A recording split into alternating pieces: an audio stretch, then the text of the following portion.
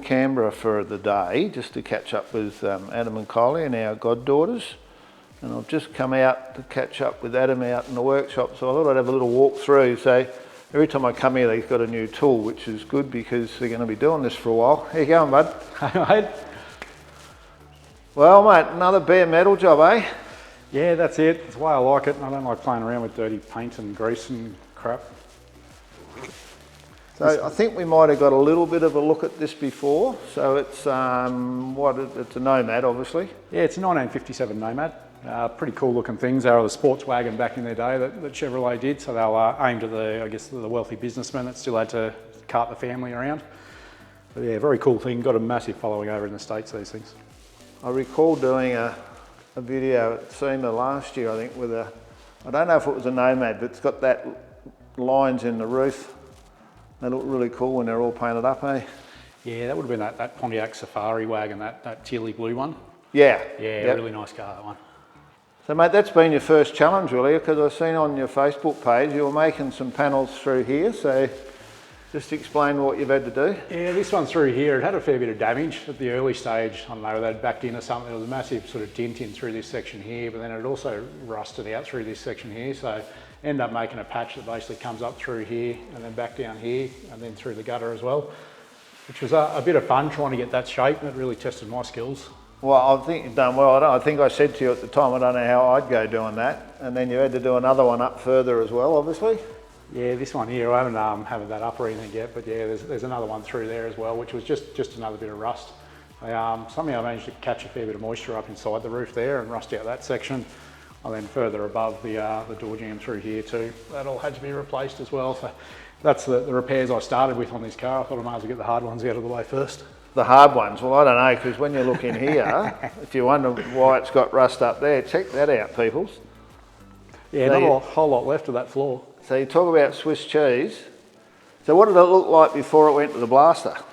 Didn't look too bad. I was hoping I could salvage the floor, just do a few patches here and there, but obviously when it came back, not so good.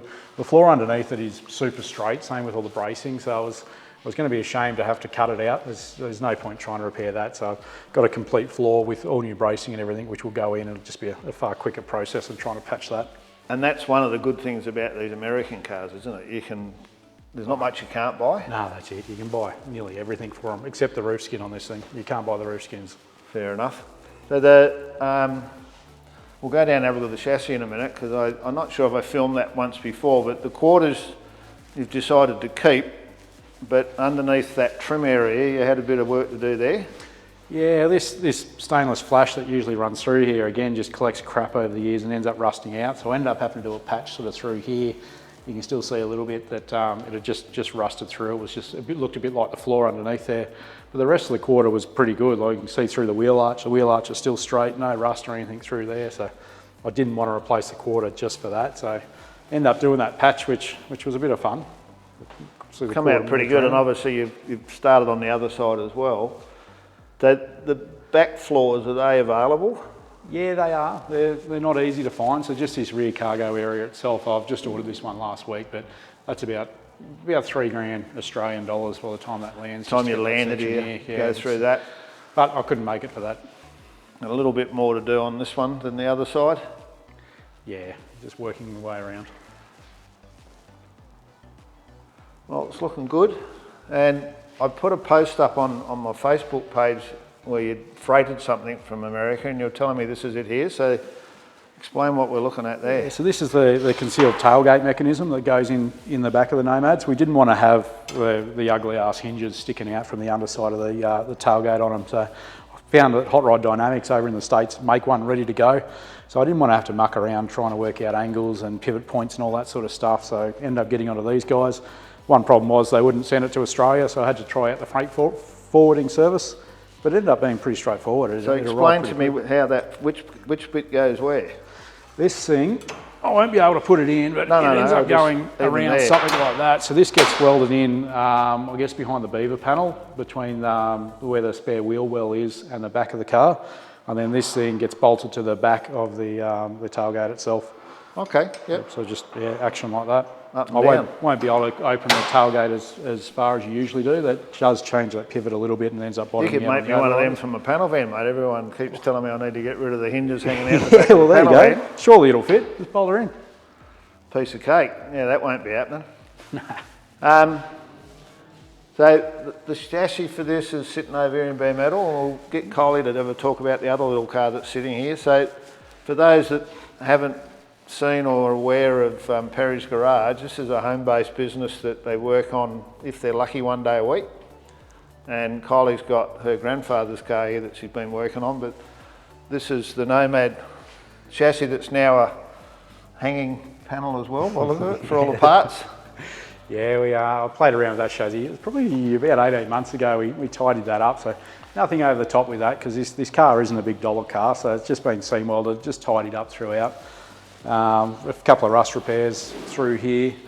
I haven't cut off the gearbox mounts yet. It is going to get an LT1 with a GM 6B behind it, so I want to get all that gear here before I chop those mounts off, just in case I can use those gearbox mounts. Pretty hefty looking bit of gear, isn't it? It is, but I still reckon the Fairlady chassis is actually stronger. It is. Oh, It's really? at least got cross bracing and everything through, whereas these don't, for the size and the length of the car. Yeah, they're not actually as solid as I thought they would be. Yeah, right. All right, well that's pretty much the Nomad, I think. Is there anything else you want to tell me about that? So what did you say you're going to run in it? LT1 with a 6-speed, so just late model GM is the theme we're going for it. We want to stick with the GM. I don't want to turn it into anything that it's not, so it'll be a resto mod car. Cool. And I see you had Aidan, I think, do a drawing for it, didn't you? Yeah, Aidan did some renders for I'll us. probably, we'll add that into the video when we do the edit, so gives people a bit of an idea what it's going to end up looking like when it's done. It was good for our process, 'cause we don't know the owner, Paul. We don't know him that well, so I don't really know what he was interested in with the car. So we'd had some discussions of what we both thought we wanted, so to actually get Aidan to draw it and go, righto, Paul, is this what you want to build? Yep. It was good. He loved it. We love it. You know what I'm like, I always like something to go on the wall to say this is what we're building, so that you sort of know where you're going and what you're going to do.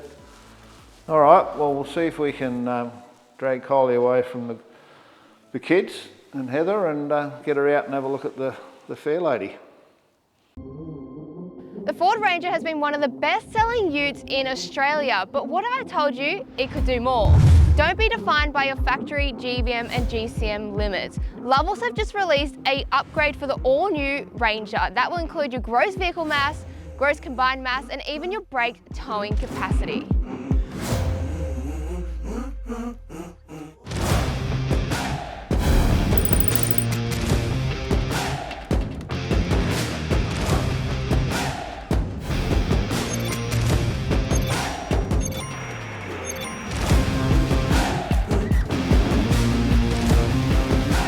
Weekday or weekend, it doesn't matter what day it is or what you're hauling, ensure you're doing it reliably, safely, and legally with a Lovells upgrade.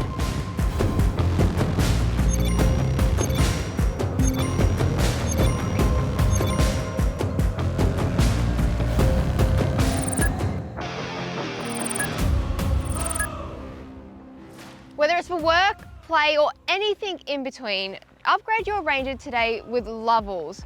Trusted with safety, reliability, and performance for over 90 years. Righto, so I've dragged Kylie out now. So, Kylie, give us a quick rundown on why this car and what are we up to? So this is my grandfather's 1964 Datsun Fairlady. Huge amount of sentimental value, this one. So my grandfather and my uncle built it or rebuilt it back in the late 80s, I believe. So it's very much a family car. It was a Bitzer back then, so it's not going to be fully original, but we still want to keep it sort of period correct, and I just want to get it back to its former glory so that my grandfather can see it back on the road once again.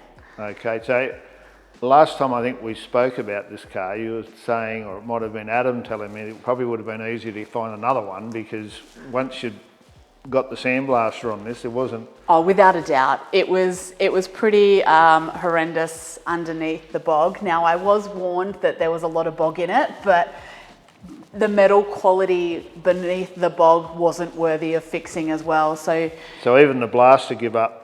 So yeah, the blaster gave up on every panel. I did persevere with the quarters, but as you can see by the quarter that is still on the car, it was not pretty. So I made the decision that I would just replace them. I'd just make new ones. You like that, folks? I'll just make some new ones. Yeah, she says that having not actually done anything like this for a very long time, but the rear panel you can see here, I've already cut off the original, remade the new one. Same sort of style, but just made the number plates around the right size to fit the number plate. Instead of having a big fuel filler, it'll just be a flush mount sort of pop out motorcycle style cap. So once you cut that off, you then found some more issues, obviously? Yeah, as soon as I cut the quarter off, there was pretty much a non-existent wheel arch happening there.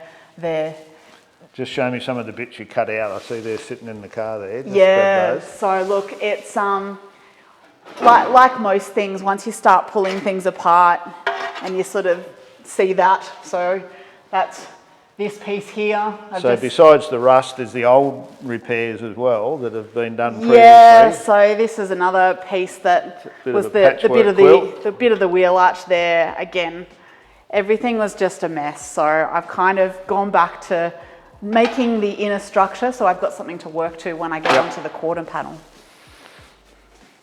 So making these up, and then obviously made the new edge for that and TIG welding all that in? Yeah, TIG welding all that in. I'm trying to work to fitting 6s under the rear, so the reason I haven't... 6s? I know, big wheels. Big wheels.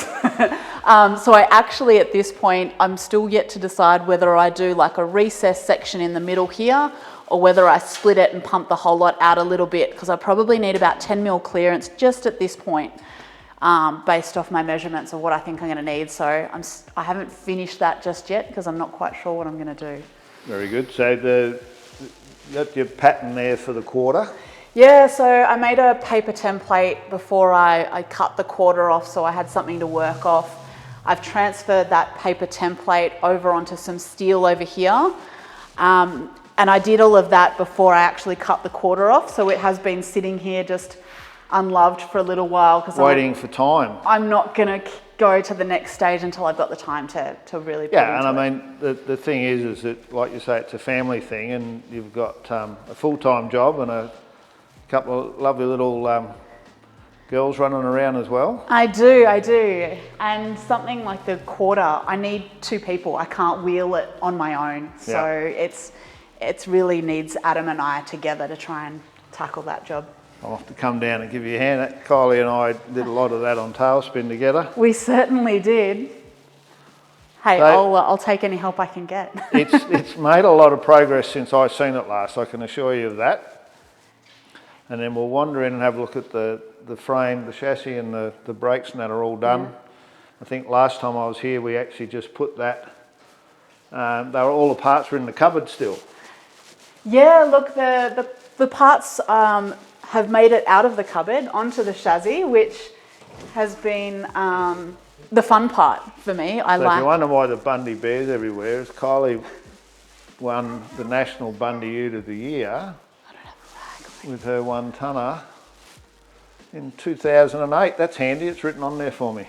Yep. So who's that on the computer? That's one of my distractions that keeps me from working on cars. So here it is. So these are the 3.5-inch tyres? Yeah. Just these are like a universal wheel that will bolt onto pretty much any stud pattern and clears big brakes. So it's really just so we can roll it around and get it out of the way without having big wheels on it. So people would have seen them in all the big shops in the US and stuff? Yeah, they seem quite popular over there. We hadn't seen many of them around, but they've been quite handy. So you're obviously going factory but not?